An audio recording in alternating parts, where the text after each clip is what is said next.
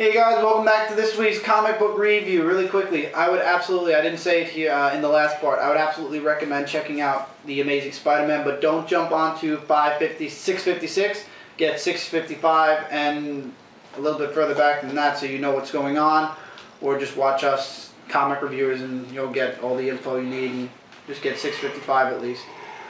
Okay, we're in DC Comics now. The conclusion of DC Universe Legacies. DC Universe Legacies 10 takes us into the modern day stuff, everything that's going on now. That's it. It's telling you, it takes you into modern day stuff, modern day artwork, modern day DC Universe. It's nice. It was a nice little thing. I feel like they left a few things out. They really did. They went from the Return of Superman all the way to here. They didn't jump into Superman turning into electricity. They didn't jump into the ever-changing Justice League of America.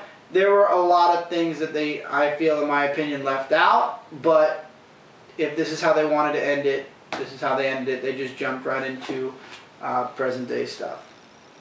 I don't know why they would do that, but... And then there's a side story with Blue Beetle, which led into his imminent demise, so to speak. Blue Beetle dies? Yes. They go right into the Omax and everything else. And that's it. And that's where they leave you. The end. It was a good Legacy series. Like I said, I just wish they would have done a little bit of the mid-90s into the late 90s before jumping right into current day stuff, but I guess they ran out of... They didn't get the extra 2 issues that they should have. It should have been a 12-issue series in my opinion, but since they didn't get it, this is what we got. It ended in modern age.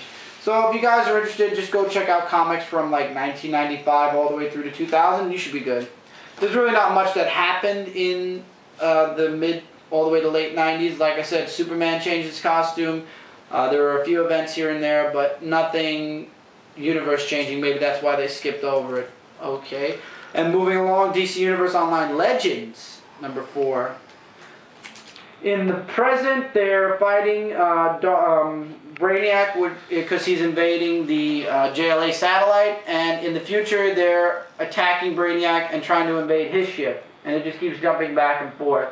It's pretty good. I'm enjoying the present more than the past. Because in the past, everybody's dying. In the present, it's more along the lines of what we as from DC Universe are used to reading.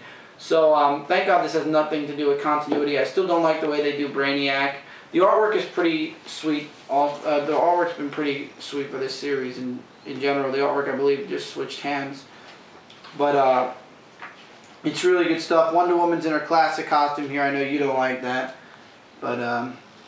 everybody else's. Batwoman actually got pushed back. Firestorm's here. John Jones is here. Batwoman's in this?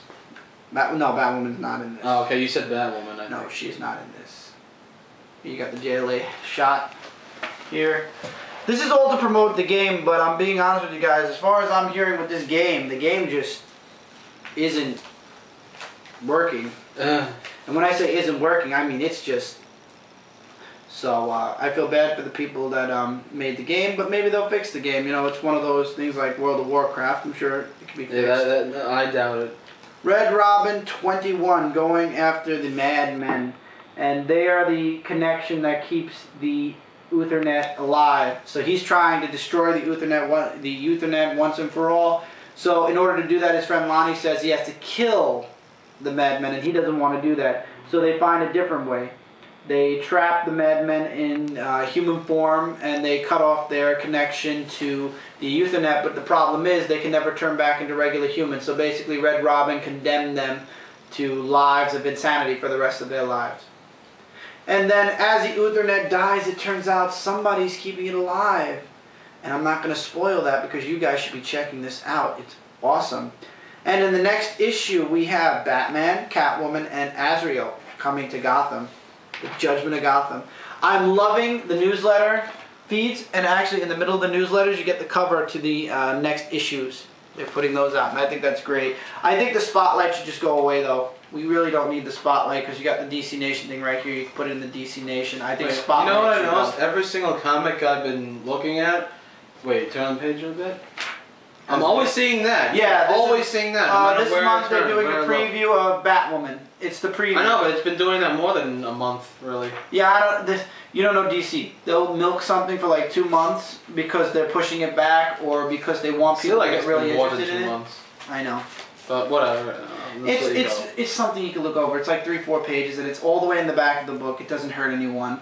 It's a little preview for those people who are interested in Batwoman. No, that's true. I'm not, but there were Me neither. There was Green Lantern. Last month was Green Lantern. No, you're wrong. This month was Batwoman. Last month was Green Lantern. Oh, really? Yeah, it was Green Lantern. Green Lantern 64, I believe, 64 or 63, whatever. But no, they do previews, so it gets people interested, it gives them a taste of what's in the book, and if they like it, they'll pick it up. Okay, this is a title I normally don't get, but it's guest starring Superman, so of course I get it. Power Girl, guest starring Superman, 22, and Star Corporation or something is taking off very well, and then Power Girl and is talking to Superman, and Metropolis gets overrun with dinosaurs. And it turns out science didn't bring these dinosaurs back, magic did. And we all know what happens to Kryptonians around magic. Their powers don't work. Their weakness, Superman's weakness is magic. Now, the artwork in this is great. I love it. I want to show a few pictures because I love to show off good artwork as opposed to bad artwork. But, well, I show the bad artwork just to show you guys what you shouldn't, why I don't like it, and then you guys are welcome to argue the point. By all means, I welcome you to argue the point. The book actually starts off in the action, and then it goes into the actual, it goes back, and then it comes back to the present again. It goes back to give you the backstory, and then into the present. Here's the backstory. The backstory starts here. I think the artist did a pretty good job with Superman. I mean, could be better, but as far as I'm concerned, that's pretty good. Wouldn't you agree? Mm-hmm. I think that's pretty good.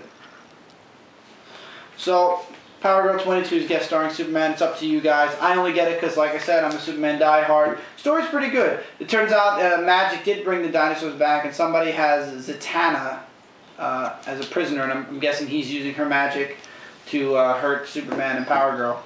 I would say check it out if you're interested. Red Robin also, I'd say Red Robin's doing pretty good. Another issue 22. 2 issues to go, I believe. Brightest Day 22. Firestorm goes all out on Deathstorm, and he just eliminates all the White Lantern actually eliminates all the Black Lanterns and stuff. And it turns out in the end, spoiler, you might not want to hear this, fast forward about 4 or 5 seconds from now, it turns out the Professor dies. And it turns out Ronnie and Jason are going to be the two that make Firestorm from now on. Without Ronnie or Jason, there won't be a Firestorm anymore. And the Professor actually says, I didn't make Firestorm, you did, and you continued the legacy. You weren't like a son to me, you were a son. And then basically the White Lantern did this, and all the Black Lanterns were the White Lantern basically destroyed all the Black Lanterns and returned Jason's dad home safe. And then at the very end, you have Dead Man saying, "Give me the lantern," because Earth depends on it. Man? And then the Pendulum chapter of Brightest Day is next. What about this guy, the Anti-Monitor? Yeah. Oh, he's left alone. He doesn't die. They just the White Lantern teleport. Yeah, he's in the comic. Because Firestorm the way actually, you've been talking, like he's not even. No, Firestorm is in the fights. He fights the Anti-Monitor. See, he actually. I love this splash page of Firestorm. He actually. Let's do now. See, he hurts. He takes the Anti-Monitor's mask and he turns it into gas. Maybe this could be a character that can actually even with Galactus, or no? No. No? Okay. No. Because just by telling by the size, but I guess size-wise, Galactus I think still would be bigger. Yeah, I don't know. You have to put them up next to each other. I don't know. That's a good question, Kevin. That's a very good question. I don't know, because I'm just saying, but the size got me, but you're just saying now, yes. Well, yeah, he's about the size. I still think Galactus could win, but I think Anti-Monitor might have somewhat of a chance, but I know we won't lose. So. I have no idea. So, yeah. I'm into a lot of matches between these characters. Firestorm basically kicked the Anti-Monitor's ass, and then Deathstorm stepped in and killed the Professor, and then the White Lantern basically destroyed all the Black Lanterns at the end. Yeah, that's a big spoiler right there, but up to you guys. Brightest Day has 2 more issues to go. If you sat in there all the way into this 22 issues later, just hang in there for 2 more issues and Brightest Day is over, and then we go into the War of the Green Lanterns, yet another big event. So many big events are going on in both books, it's ridiculous. Cut out, this is my advice to DC and Marvel. And I'm saying this as a longtime reader and a huge fan of, well, I'm a huge fan of DC and a fan of Marvel. As a reader, there are too many big events going on in both companies right now that it's ridiculous. It's ridiculous that I understand Blackest Night and Brightest Day. That's fine. Big earth-changing, big changing, the dimension, universe-changing event right after Crisis. Okay, Crisis was just retarded because the only thing that came out of Crisis was Batman died, and Batman really didn't die. He came back. So technically, Crisis was just a waste of time now. The Black Lantern thing was huge, and Brightest Day was its. I love that. Yeah, Brightest Day was its companion. Now Brightest Day is over. All big events should have been stopped for at least 2 or 3 years, but no. Brightest Day ends. A few months later, Flashpoint. And currently, the War of the Green Lanterns. I understand now the War of the Green Lanterns only impacts Green Lantern, but it's still a pretty big event. Because one of the Green Lanterns isn't going to be a Green Lantern anymore. It was the big event back then. Yeah, so it's going to be a big event for Green Lantern. But Flashpoint is going to change the entire DC Universe again. How many times can you change a universe before it becomes so unrecognizable that you have to start all over again? Marvel, same thing. Civil War, which then a few years later led into Siege, which is now leading into Fear itself, and nobody's the same anymore. Captain America is no longer Steve Rogers. He's not even Bucky anymore. Spider-Man lost his spider sense, and he's not married to Mary Jane anymore. So universes are changing, and some things that are changing are not for the better. I mean, granted, thank you God, none of this is impacting Superman, but God knows what Flashpoint's going to do. Superman's origin has changed at least 5 times already over the years since he was created in 1938. How much more can you change? I say, my opinion, after Flashpoint, DC, leave your universe alone for at least 5 years. Don't touch the universe. Just work on mini events, small events like the War of the Green Lanterns. You want to work on events like that, small things that only impact their titles, do that. Marvel, after Fear itself, revamp your entire universe because you've got a lot of dark stuff going on all over the place. You've got so many side stories. You got the X-Men doing things that they never did before. Fix the X-Men. You got a good thing going with FF, which is coming out next week. Looking forward to that. Venom looks interesting. You're getting a new Carnage. Iron your stuff out. You gotta iron. They have to iron all this stuff out because they're just leaving a little. So who's this new Carnage? In there. I don't know. I'm not getting the Carnage. I'm buying the trade paperback when it comes out. But they're leaving folds in their. Let's say their shirt. They're leaving little bends. They have to iron out all the loose ends and fix it. DC, you're doing a great job. I don't understand why you want to do Flashpoint. I understand it's to fix Wonder Woman, maybe bring Superman back to Metropolis. But please, for the love of God, do not change anything. You want to change the Flash, fine, change the Flash. But don't change your entire universe again. You've been doing that for 3 years, 4 years now. Your universe needs a rest or it's going to explode. Anyway, last comic of the week, Superman 709. Superman's still grounded. Superman's going to be grounded way after Superman takes over Action Comics again, which is kind of sad, but whatever. In this issue, Superman meets up with the Flash, and basically the Flash has a Kryptonian headband on, which is downloading stuff into his brain, and Flash is like changing the entire town into like a Kryptonian town. Superman has to catch the Flash and take the headband off so that it stops the Flash. The artwork is great. And actually it has a little bit of a connection to continuity. While they're talking on the TV screen, and I want to show this, they advertise for the Superboy, for issue 5 of Superboy. Because on the TV, while they're talking, Superboy and Kid Flash are doing their race. Now, for those of you who remember last week's review, Superboy 5 came out and he raced Kid Flash. So technically, this is going on while the race is going on in the Superboy comic. So basically, Flash tells Superman he's going to inspire millions of, he's going to inspire a lot of people to come. He has a huge legacy, and yes, he lost his father. Yes, he lost the entire New Krypton, but things get better as time goes on. Flash says Barry says he went through a dark time also, and things just get better as time goes on. I think that was the best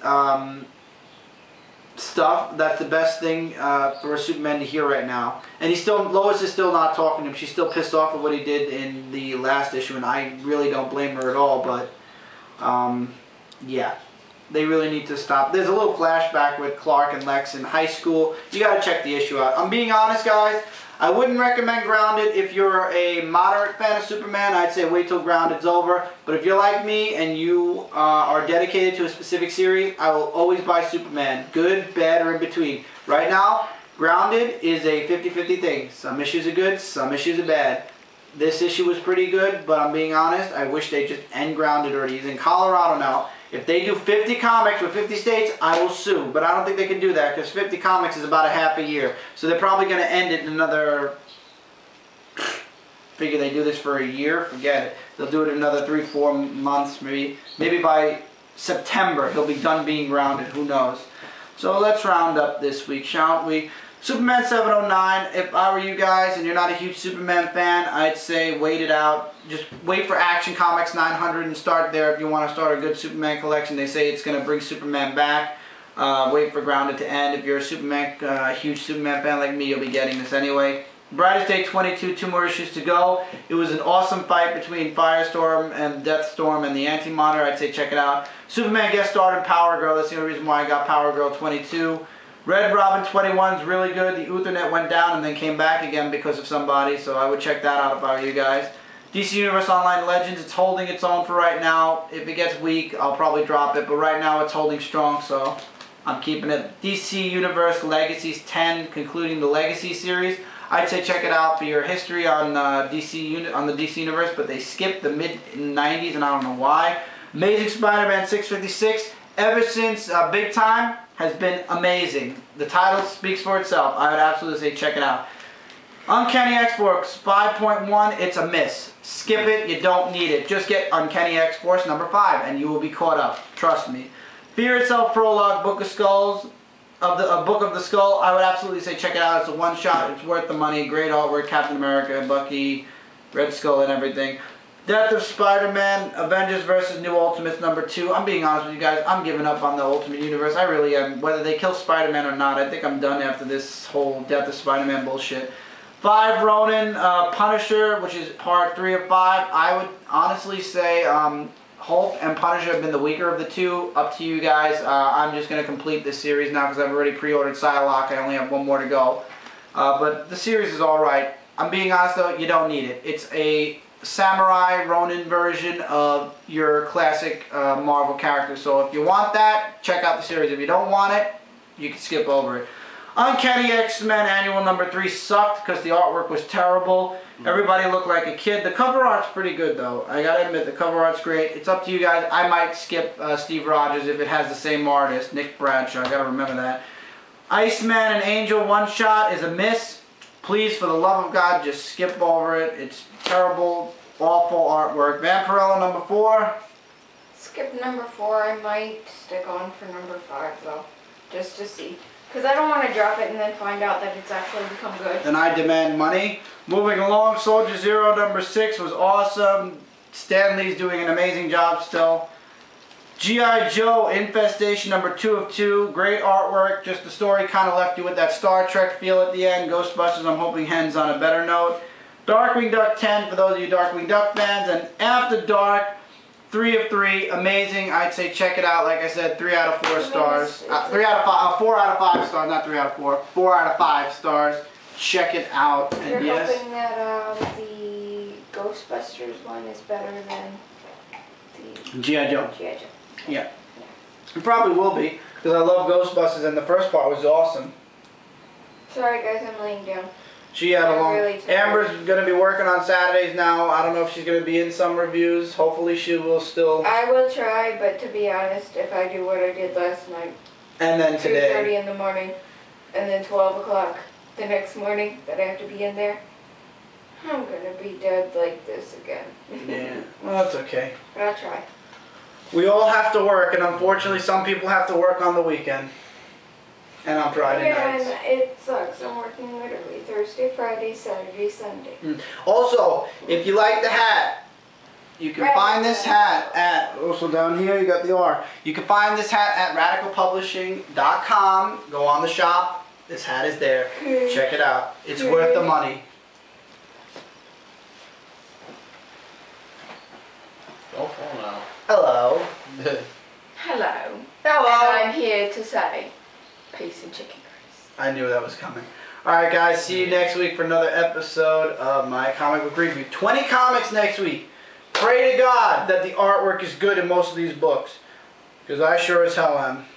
And a lot of them are X-Men books next week. With Emma Frost on the cover. You know, it seems that the artwork is great when Emma Frost is on the cover. Well, was she on any of the X-Men covers this Yes, season? I even pointed it out to you. I forgot which cover though. Is it this? No, wow! Amber! Amazing, Amber's right. Emma Frost is not on this cover. And the artwork sucked. Holy Emma shit! Frost is not on this cover. The artwork sucked. No way! But she was in one of the Fucking A. stories though. I don't Oh, know she was in one of the stories, but she was not in the cover. Fucking Alright, A. well still, she was in the story. Congratulations, you get That's your still sticker bad. for the day. That's Wow. so bad though. Why is the heat coming up? Well, anyway. I hate Emma Frost. Me too. And I hope Phoenix comes back and rips her heart out and leaves her somewhere to die. That would give me a happy I hope face. she just rips her heart out and then, sets her on fire. Alright, that's on fire. That'll give me a less And than 3 lets face. the fire burn very slowly. And then I hope she bitch slaps Scott Summers and leaves him in a coma hope she for about kills a year him. or two. No, I don't want him to kill Scott. No. Nightcrawler was worse, it was bad enough. We gotta keep the original X-Men. We You just know- gotta knock Scott you Summers know- down. No, you have to knock Scott Summers back to where he was. Which is And what in order to do that, she's gonna have to slap him. Professor Xavier is taking over the X-Men after Fear itself. This is where Marvel might actually start cleaning up their I thought mess. Professor Xavier was dead. No, he's alive. He's alive, he's just not leading the X-Men right now. But Fear itself is gonna, they claim he's gonna take over. Forget it, she's completely lost. See you guys next week. Oh, that's in the movie. Yeah, that was in the movie. Very good. See you guys next week. That's one mile. Bye.